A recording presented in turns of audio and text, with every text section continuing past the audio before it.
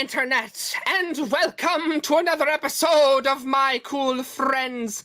If this is your first time being here, let me say hello. How are you? My name is Ben Ebig. I am your host.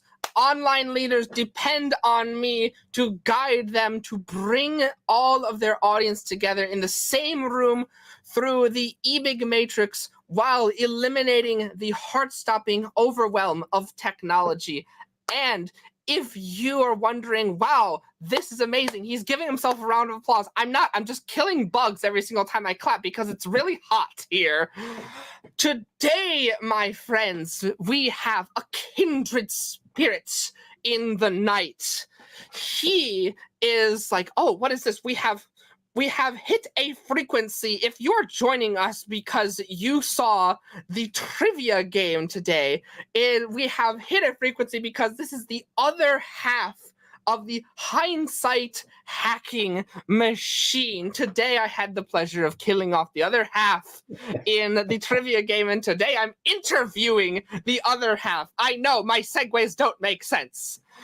He is indeed the half of Hindsight Hacking. If you are someone who's like, wow, I love to create shows, I want to create my own podcast, but man, the legwork involved. There's so much between getting guests, creating assets, all the launch strategy. Oh my, the launch strategy. What do we do? Well, ladies and gentlemen, this man is here to assist with that. And ladies and gentlemen, if you're wondering, Ben, what in God's name are you talking about? Well, stick around because you're going to have just two nerds talking about all this for the next... How much time did the studio give us?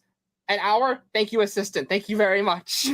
Ladies and gentlemen, please help me welcome, with homemade sound effects, all the way from Hindsight Hacking, Mr. Cory Carter! Party now, right? Like, clap for myself, no? You may clap for yourself. Right? Yeah. There's no bugs here, but I'm going to clap to that intro right there. Good stuff right there. I'm not sure I'll be able to match the energy and the excitement that you've got going on, but I'll do my best. That's for sure. It's okay. Many people try. It's like, oh my God, I wasn't expecting this. I wasn't expecting many a bug killing and Pikachu appearing, but all the same, welcome, Cory. It has been like many moons ago I was on your show, and now I have gotten the ability to just say hello to you once again on my show. How are you today, Cory? How have your shows been? How have you been? I've been really, really good. It's been a wild ride for these last few years, and it's Ron and I. We did over 300 episodes. I think we hit like 330-ish. And then we actually took our first break, and there's some cool things in the works happening, and in August people are going to start to see some new shows coming out, and yeah, like there was at one point Ron and I, we had 3 different shows, and we were doing daily for our show, and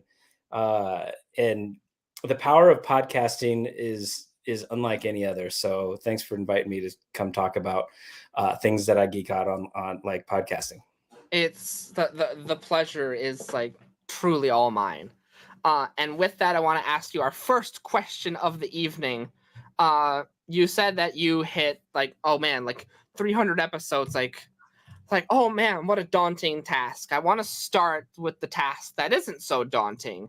Can you tell me what your very first show was? And with that, what made you start this? It could be a podcast show or a YouTube show, but what was the very first show you started, and what made you like jump into that pool? Well, it's funny. That's a fun question. So in 2019, I discovered ClickFunnels, and there's a whole story of how I discovered that. But then I started listening to Russell Brunson and Steve Larson yelling at everybody to publish, and so then I was like, you know what? I love podcasts, and I've been an avid podcast listener since like 2012.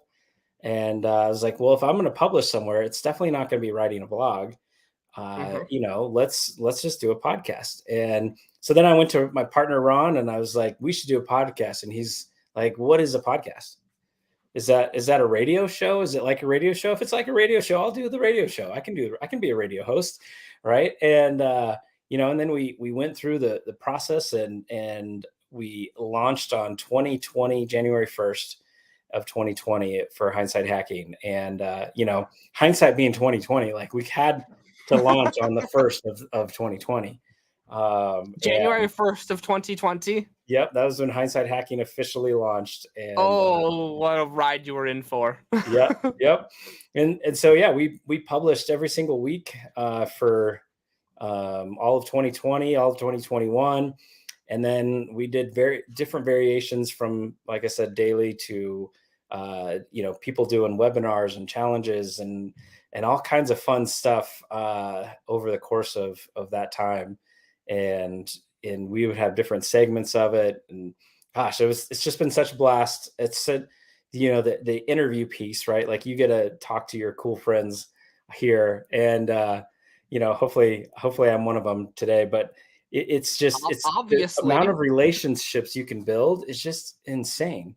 And anybody that hide in the interwebs, and they have all these business and businesses online. It's like, you still need people. It's still about people. It's still about serving people. And so what a better way to have a connection and build relationships, when versus like recording a show.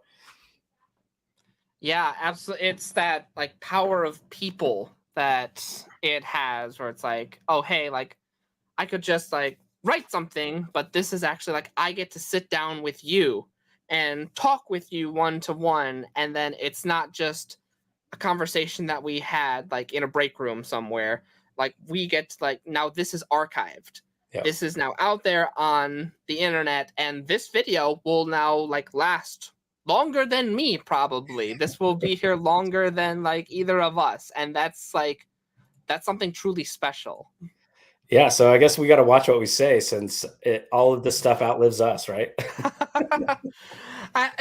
Yes and no. I like to like feed into the authenticity of it, Right. I mean, you watch what you say, meaning if you don't want people to know about it, then you can't say it. But not because someone else is trying to censor you. Yeah. And so Ron and I, my wife was laughing at me today because somebody had me cut something out of their show because they didn't like how, like they didn't believe in the value of what someone said. And I was like, really?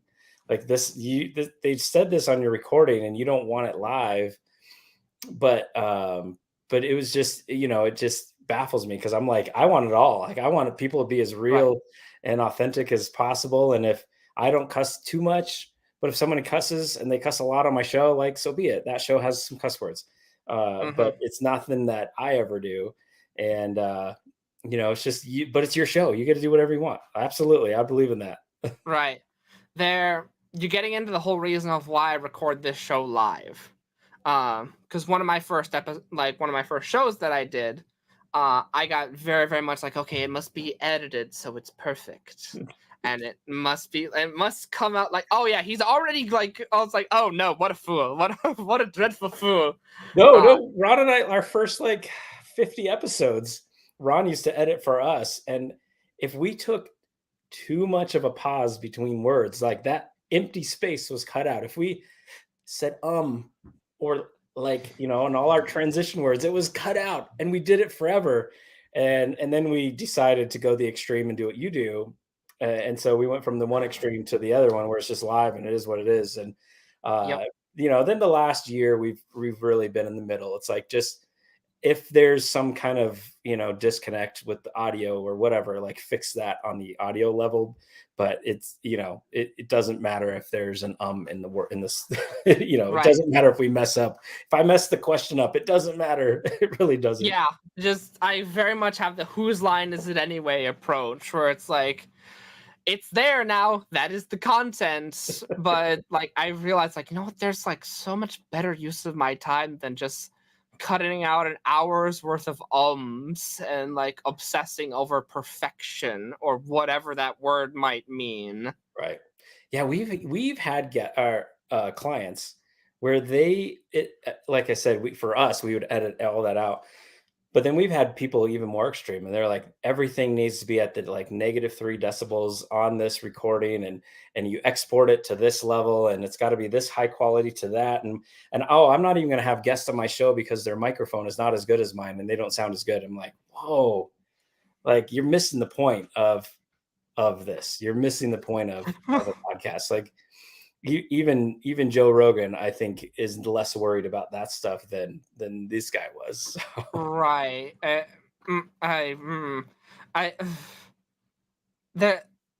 I can tell you like there's a lot of people listening to this right now that have absolutely no idea what you just said. And that's and that's kind of the point. It's like majority of people will not care about that. And if there's like I've had people who have attended this show on their phone.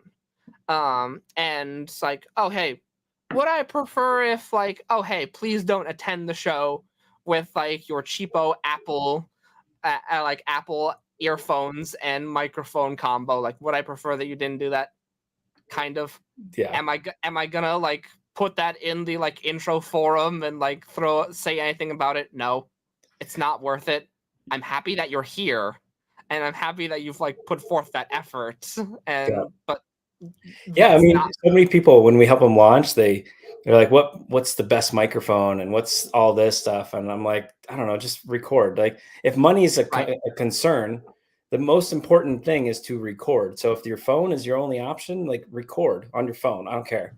But yeah, it's definitely, if you have good headphones that you like to use, it's more about, do you like the way it feels and sounds when you use them, right? It's if you have a good microphone, do you like the way it makes you sound when you do it?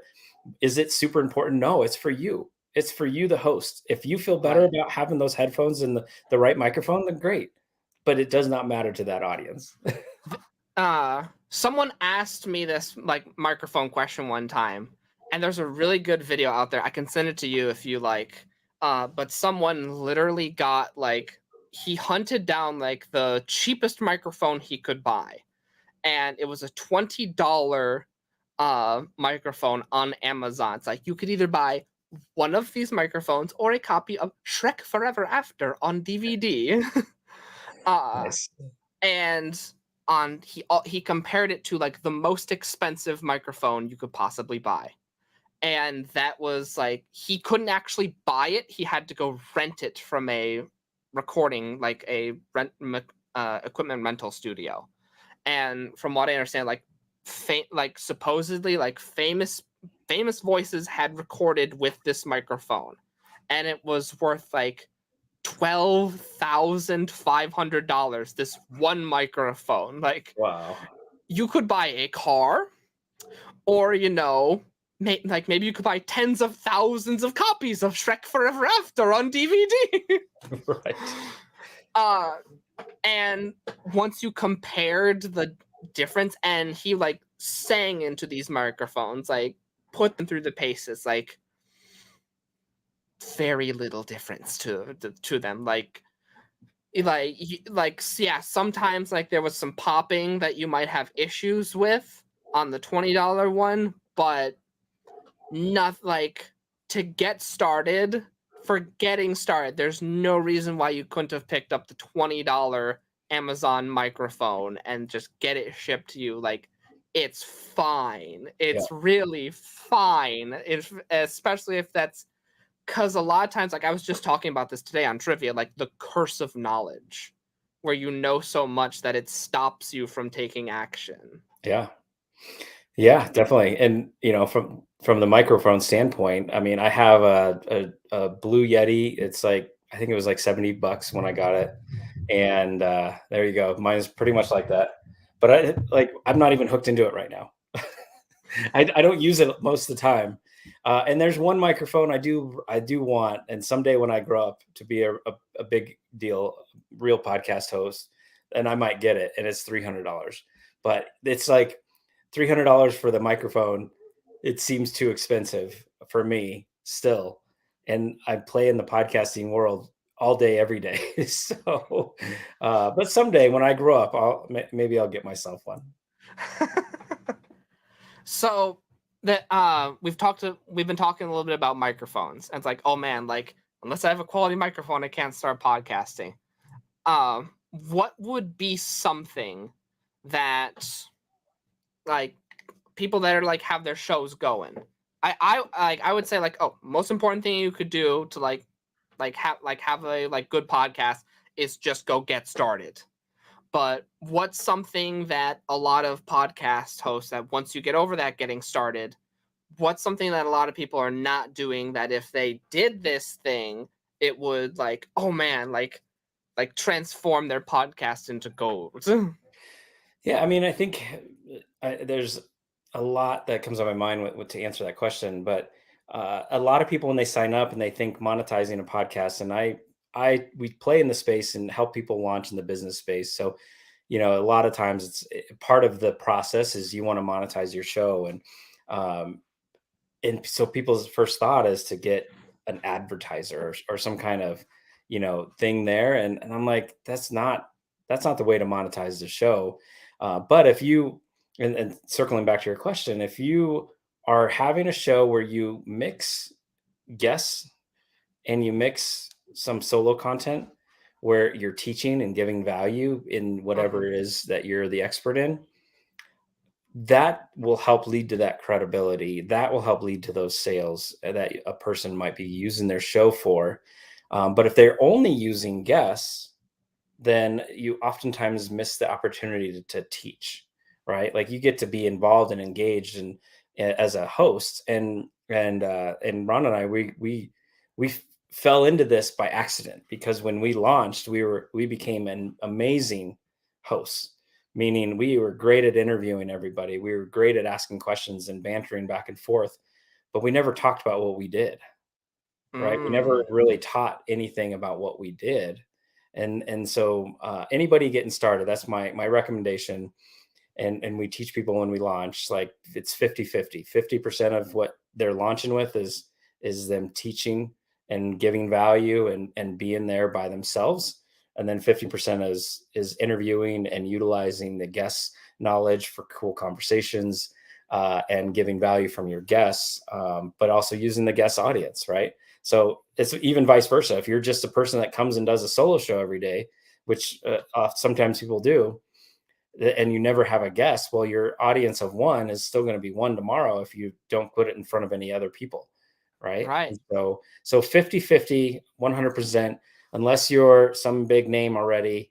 If you're like a lot of us that we're talking to that are, the C-list or D-list celebrities, then definitely utilize both avenues of solo and guest content. Yeah, like that comfortable mixture of like like presenting yourself, but also like having a welcome space to like then branch out yourself into other networks. Yeah. And, it breaks the monotony, right? Like if I'm just like, if I just ran a show all about podcasting and I talked about how to be a better podcaster or whatever I'm talking about, and I did that every single week, week in and week out, right? Like it would be boring, right? There'd be some really good stuff, but then there'd be some really boring stuff. And so, but when you can have conversations and bring people like Ben on Hindsight Hacking, right? Then you can actually just, you never know where the conversation might take you, and it can be a lot of fun. And and then you can do solo stuff from what you learned from when Ben was on your show, right? Or whatever, right? It's so beneficial to have that mix for sure. Right. That's something I've noticed for myself, is that like after doing a lot of these interviews, I originally started doing the interviews because I love like ping ponging off of other people's energy. But after doing that, it's like, you know what? Like I need to do more solo stuff, and doing this has now made me more comfortable with doing the solo stuff, to where it's not like, it's like, hey, you know what? I think we can do like this entire thing and just have it be just me. So now like one thing has actually helped feed into the other aspect of podcasting. Does that make sense? Yeah.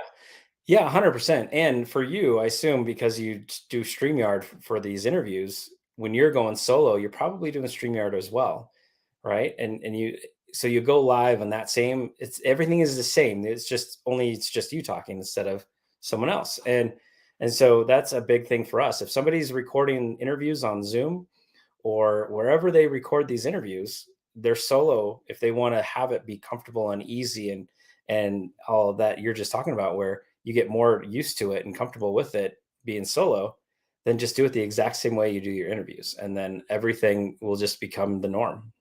Right. Yeah, it's very much that, like, oh hey, it's almost become a habit now, where, like, all right, like, I've made this commitment, now we're gonna do it every single week. Oh hey, like, now I will become like the helm and like fill these like spots and like have my own little presentation.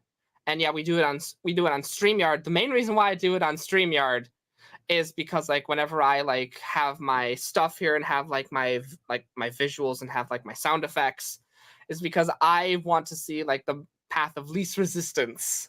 And so I don't want to like do any sort of editing afterwards. And so, like, when I can do everything live, whether it be StreamYard or OBS or otherwise, if I can do it, push it out live and then turn that live into like content that can be enjoyed afterwards, then that makes my post-production life a lot easier. Yep.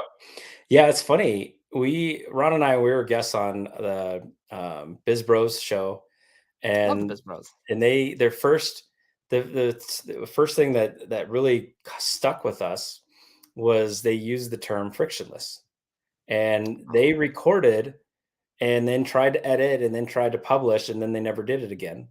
But then the moment they started doing it live, then they have been consistent like 3 days a week for over almost 2 years or more than that now, Mm-hmm.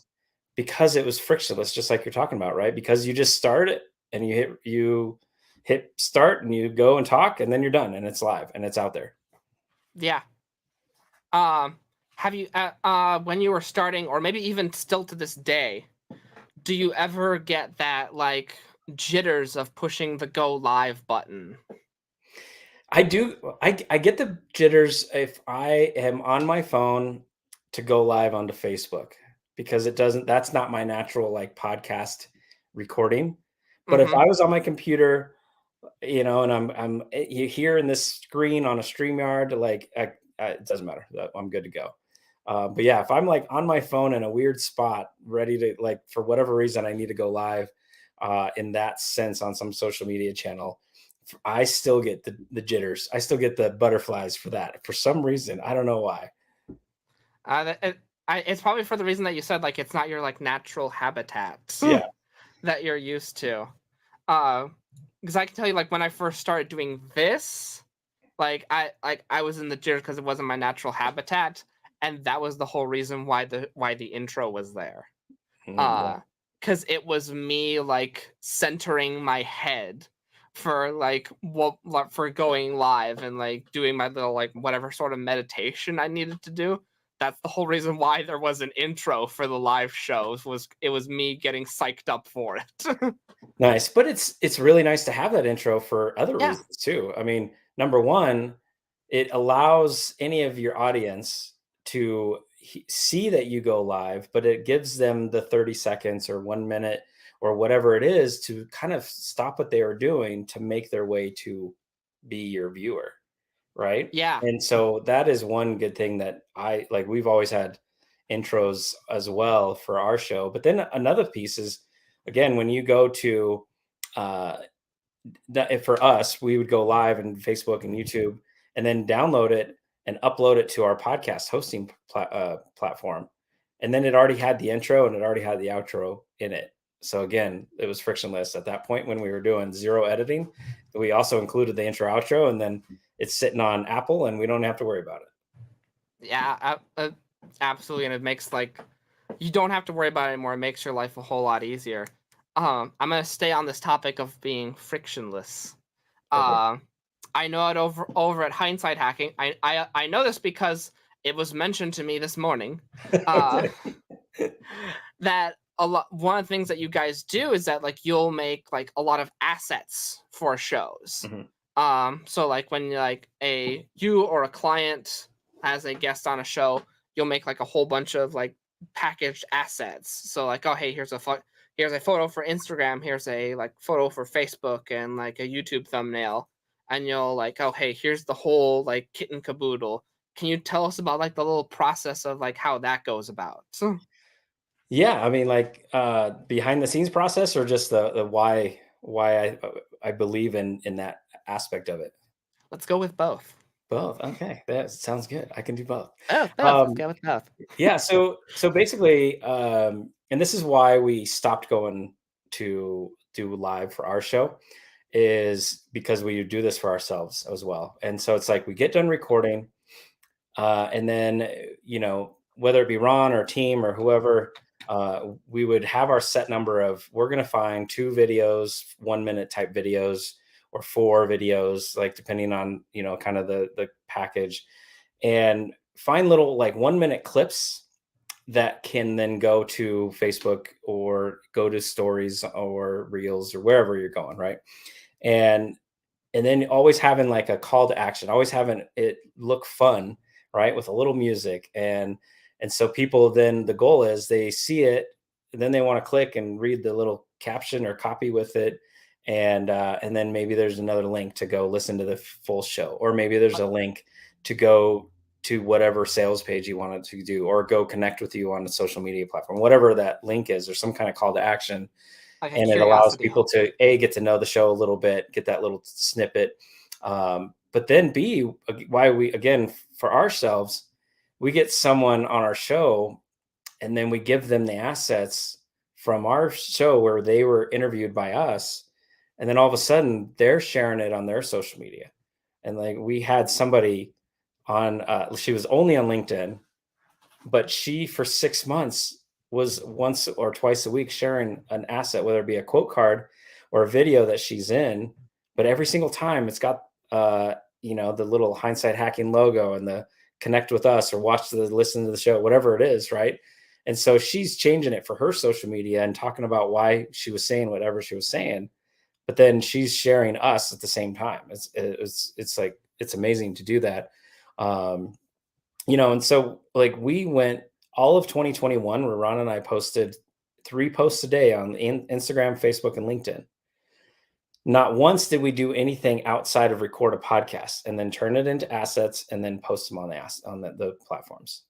And so we repurposed it in every fashion to utilize that. Plus, you can do different things on YouTube where, obviously, YouTube pretty well. But so we'll, instead of the 1-minute clips or the shorts or something, we'll also make like a 5, 10-minute, 15-minute max type piece of content from, again, that interview, right? So Yeah. you might cut this of me and you talking just about the assets, right? And it might be 5 minutes worth of content that you can put on the YouTube channel. How to And create assets. then you get the full watch video, because people can spend the 5 minutes or 15 minutes, and it's not that 1 hour interview that sometimes might not get hit. Right. Maybe they won't commit a whole hour, but they'll commit 5 minutes for this curiosity little title of like how to get 6 months of publicity from just one podcast. Like, oh, really? I'd love to know more about this. Yeah, there you go. You got the title for us on that one. Yeah, like, ta-da. And now you're here. Hello, audience. Doesn't Joe Rogan also do that strategy as well for a lot of his interviews? Like he'll chop them up into little hooks and little videos for his channels. It wouldn't surprise me. I actually don't know the answer to that question. That's funny. I've never thought to look, like I go to and look and see like who's the best, and who's got the best shows and podcasts and what's that kind of stuff. But I've never gone on the social aspect for someone like Joe Rogan to verify what they are doing. Yeah, see like who's implementing what strategies. Yeah, that's a good thing. I should go check it out. It's like, oh, it's like open tab. Yeah. Nice. So what else, like, what other sort of like client stories besides that 6-month one can you tell us about? Let's see. We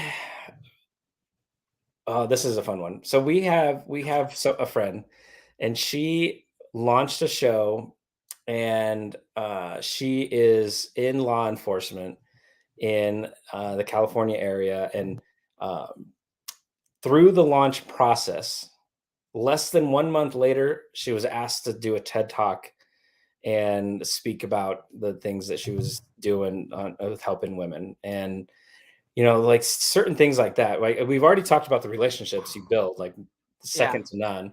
But stuff like that, like we had another person. She runs a dog photography, or not dog, a pet photography business, and she for years tried to get in front of certain people that run certain events and have millions of followers.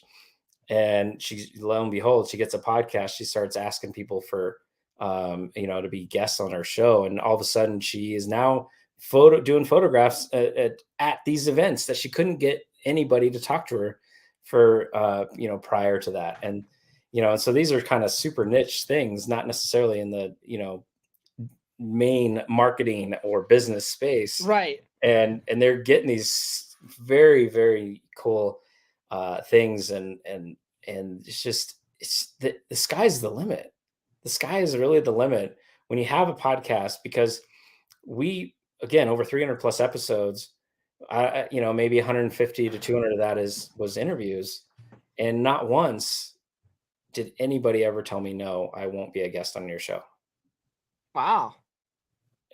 It's just, maybe some people say the timing won't work. Some people don't respond, but Hmm. not once did somebody say no to our show. And so, No, like, no one's saying no to the actual show. yeah, They might say no to the time or the schedule, yeah, but they'll never say no to the show. exactly. And we had, early 2020, when we had first launched. I'm sure Catherine Jones. I know Catherine Jones very well. So she's an amazing person, but she said yes to be on our show without ever talking to us, without ever there. We had zero connection the first time I reached out and said, hey, we would love to have you on our show. Whatever, something about CF Design School, and the way she did her webinar that I complimented. And then she was like, yeah, I'll be on your show.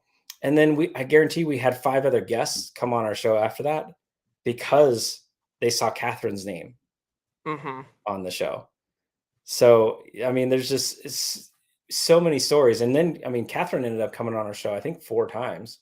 I mean, she was joking like she was a third host, because of the relationship we were able to build that started with me asking her to be on our show. Yeah, she's an amazing person, first of all.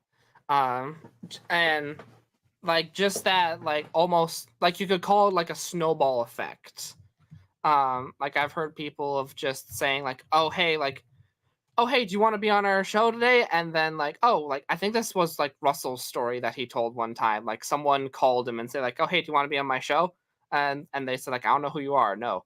And then like they called him back like in a matter of hours, like, hey, do you want to be on our show now? We have like X, Y, Z, A, B that's gonna be on the show. Like, how'd you get those people in like an hour? It's like I started with like this person, and then I went like up the ladder. It's like, do you want to be on the show? Yeah, cool. Do you want to be on the show? Do you want to be on the show? And then they worked their way back up to him, so Yeah. that in only a few hours they were able to get a yes from him, because they worked up that, like, I don't know what you want to call it, like a level of like ladder of like clout, in order to like get higher and higher people on the show. Yeah, I mean, our dream 100, right, as we Yeah. call it. But the biggest person in your space, whatever that space is, right? If it's makeup or marketing or business or YouTube or whatever the space is, whoever that biggest person is, if you don't have a way to get noticed by them, well, then start with people that are around you. Start with people that are just above you, until there's somebody that has that connection, And then, yeah, you just, when you do things, also, you got to do things for the right reasons, right? Like you've got to have a fun show. You've got to, if you're talking podcasting, like you've got to be able to make it worth everyone's time. But definitely it's super important that if you know the connections and can find the connections and then have fun along the way, then that people will see it. Yeah, the intent shows is kind of what I'm getting at. We're like from like the messaging that you're saying. Yeah.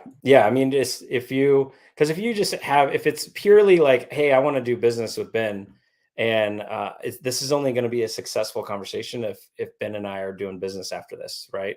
Like that's, you can't have that mindset. It's got to be, no, I'm going to build some good relationships with people that will help me get to know Ben. And once I get to Ben, I'm going to continue to build a good relationship with Ben. And then who knows what can happen, right? Who knows?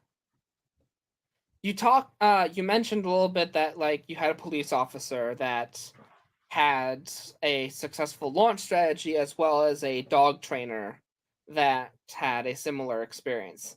Can you tell us a little bit more about that? Like, what exactly is a launch strategy for a podcast? Yeah, that's my favorite thing about anything that Ron and I do is helping people go from I want a podcast. I have no idea what I'm going to do with my podcast, or I want a podcast that I kind of know what I want to do, wherever that person falls. Or I have a podcast and I've been running it for 3 years and I'm kind of stale and stagnant.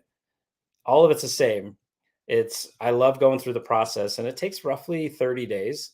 Some people that are super aggressive can do it in 2 weeks, but it's roughly about 30-day process. And that is just kind of pausing for a second, reassessing what that show is going to be about, and making sure you're talking to your ideal client. Again, because I deal with a lot of business podcasts, making sure you're talking to your ideal client, and then getting some of those people on, right? Whether it be your ideal client, whether it be somebody in your space that you want to learn from, and then your solo stuff, right? Like you're kind of mixing all this stuff up, and we kind of tie that all in for a launch, and then we have a strategy of promotion to make sure you can maximize that specific day when launch happens. And we're pushing Apple specifically for any launch or relaunch, because most people follow their charts,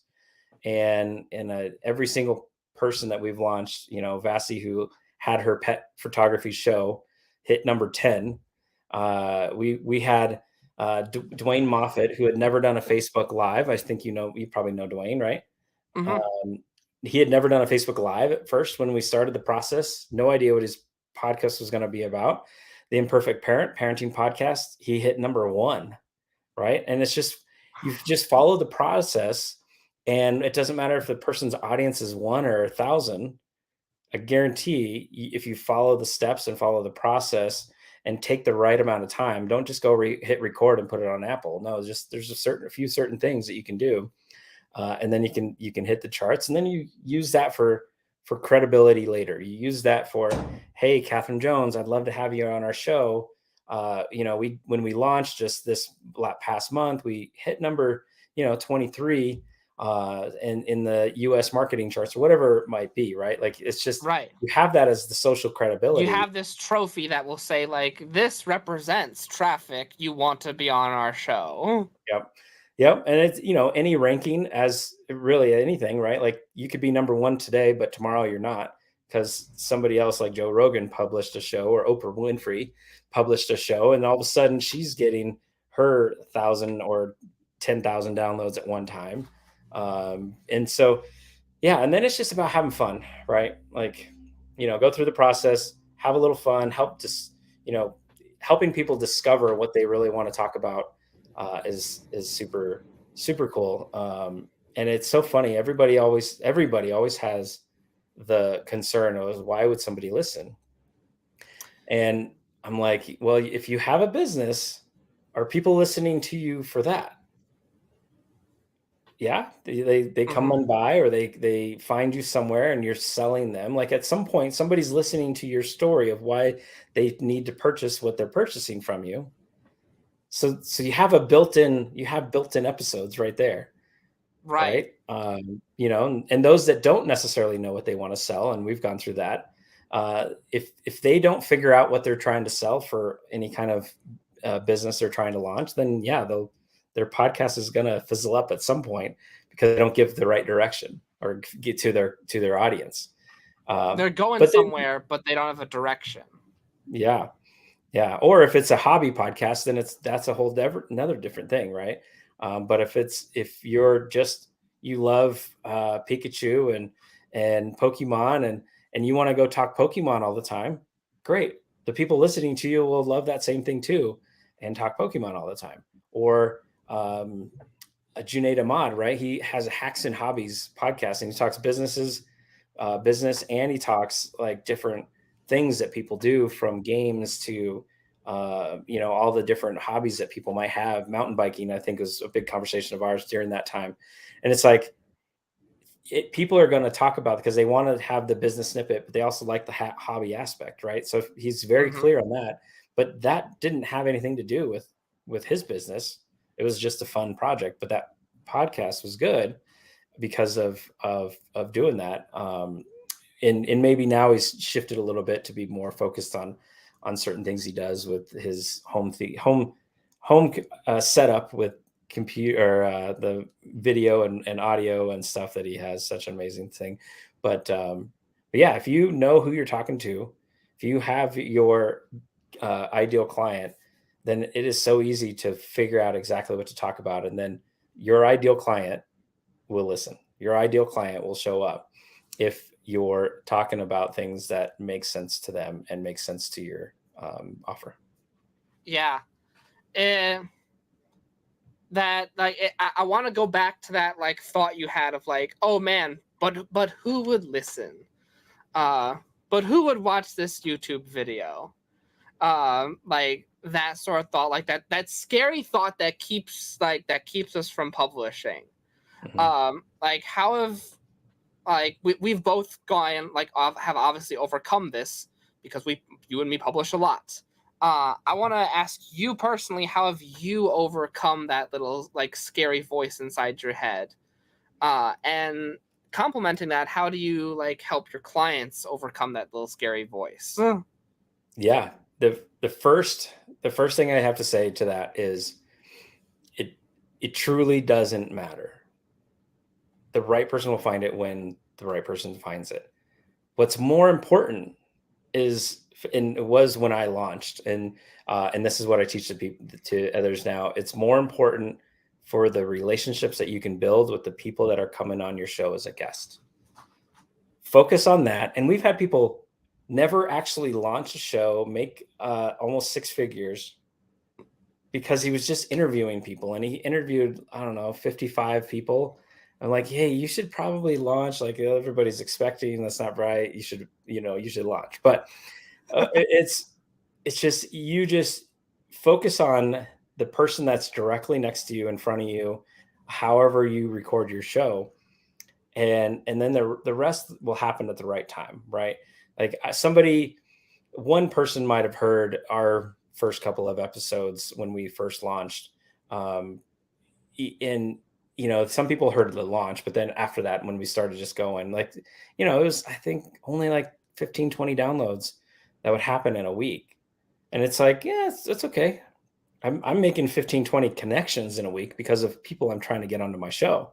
It has nothing to Yeah, do with the yeah. audience, right? And so it's just like, you start there, and then allows somebody, this is for the new person, when you're afraid to hit publish, when you're afraid to record, and you're worried about who's listening. Well, how about you think about this? Nobody's listening.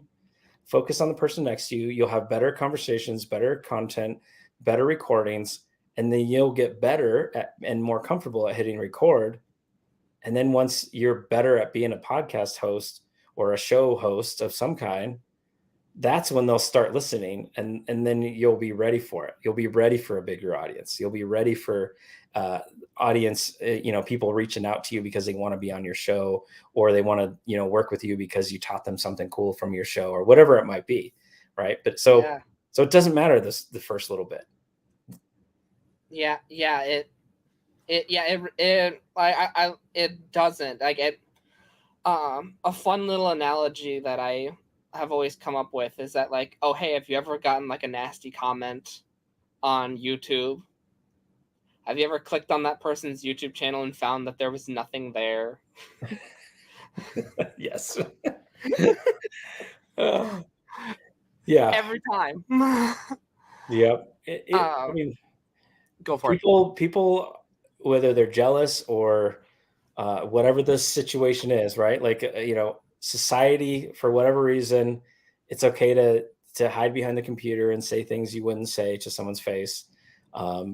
And again, if you're, I guess, I know there's a lot of people in our space that if you're getting lots of hate mail or comments or whatever, you're probably doing something right. Because I guarantee with as many bad comments, there's twice as many good ones. Mm-hmm. Yeah.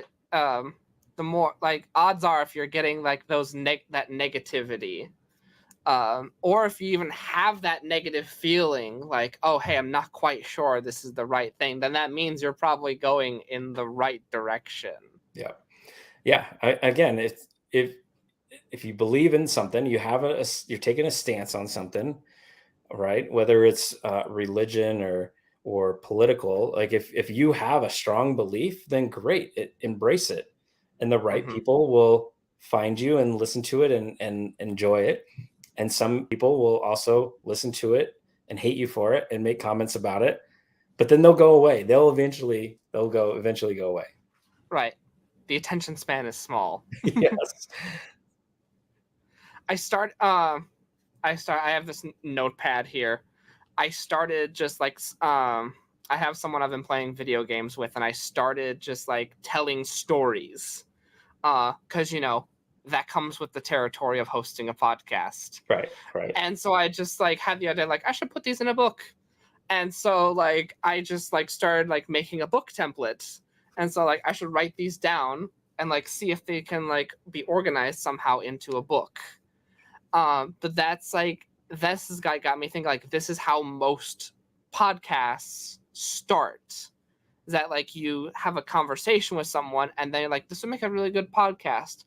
I should go and start that. Yeah. And then you like jump down. And when I first started publishing, it was like, I'm just gonna like focus on Nick. And Nick was like one of my coworkers who really wanted to like see my stuff. And it's like, don't focus on like the like fake audience in my head. If I can just focus on like speaking to this one person, then everyone else goes away. Yeah. And then one person, the right person, will be the one that wanted to hear that message. Will be the one that needed to hear that message. Right. Cory, where can people find you? Well, you can find me on Facebook. So anybody here watching could probably tag me. You could find me at gethhm.com or, wherever. I think that somewhere in the interwebs, there's a place for me to find me. But yeah, definitely Facebook, Instagram, LinkedIn. I'm all around. I'm not on TikTok. I don't know about you. I haven't done any TikToks yet. I have done some TikToks. Nothing extensive. Like you, some of it's like my like little like me being a dork, and some of it's like Pikachu took my phone one day, and now I have a whole bunch of TikToks. Nice. But yeah, gethhm.com or just find me on Facebook. That's the easy place. Happily answer any podcast questions. I've gone through it. I live it. We have clients that have, 1 million plus downloads. We have clients that have 10 downloads. So, it's just, I'm lucky, extremely lucky and blessed to be able to listen to all these different shows and see what's working with some and see what's not working with others. And then, I get to love what I do with helping people in their show journey. And so it makes it more fun. And I get to listen to shows that I would never probably, if I was searching on Apple, I wouldn't find ever this show and think, you know what, I need to listen to a show. This one gentleman that launched with us, the show is called More Than a Felon. He's this African American gentleman that was in LA and spent 20 years or so in federal prison, and then was out, and he was a volunteer firefighter, had a nonprofit, and was doing a lot of amazing things, and also knew a lot of others doing a lot of amazing things that went through prison. And on the same time, he didn't have people. He knew a lot of people that weren't doing anything and had people wouldn't hire them because they just saw a felon, and they were afraid or whatever it was. And he dealt with racism and all this stuff, all this big real world stuff that happens. I would never just choose to go do that, but I'm so grateful that I was able to listen to his show while he shared that story, or his story, for, I don't know, he only did it for about a year, but it's just like so cool that I get to do that. I get to have that fun and learn that. And so anybody out there, if you have a business, you should have a show. If you want a business show, if you have a good hobby and you just want to have fun and talk about it, then go get a show, whether it's doing what you're doing here, Ben, or doing a real podcast. Not real, I shouldn't have said that, but doing a podcast. Like Ben, you could take this and put it on Apple, right? I know you already put it on YouTube, but you can have an audio only if you're afraid of the video camera or whatever. But 100%, I believe anybody that has a business is trying to make some money. If you do things for the right reasons and you have a show, you'll build some relationships, and then the things that you're trying to do will follow. I love that you said that, because we'll be on iTunes within the next few weeks. Hope if everything goes correctly, within the next week. Yeah. Did you submit your show already, or? I'm working on that. I'm working on the technical side of things. Basically, it's like I mentioned to you here. I'll say it all here on the show. Basically, we're here now. And I like to be honest. Basically, the way that it is that I'm the guy that's cursed with the knowledge. I know I've seen many of people do launches to the point where I feel like I know exactly what to do, but I have the curse of knowledge to where oh, hey, I want to do everything perfectly, and my perfectionism is getting in my way. And so that has prevented me from doing it. And then I look back, it's oh crap, where did 6 months go? So I'm officially buckling down. I've decided it's no more. We will be on iTunes, and that is final. And I do not care. And we can take care of it afterwards, because I know relaunches are obviously a thing. So we can do a relaunch where we then get do all that after the fact. But my goal is we're going on iTunes. We're taking care of this finally. Like you said, we've been going 2 years, and we have had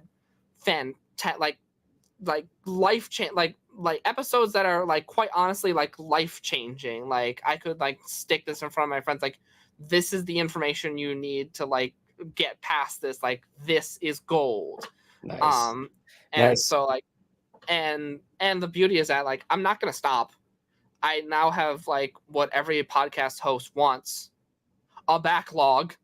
And so I can take a break whenever I want and still have an enormous amount of episodes. And so I'm going that's my goal. Sit down, shut up, get it done. And any sort of imperfections that I want, a relaunch or anything else otherwise, don't worry about that. Get it there.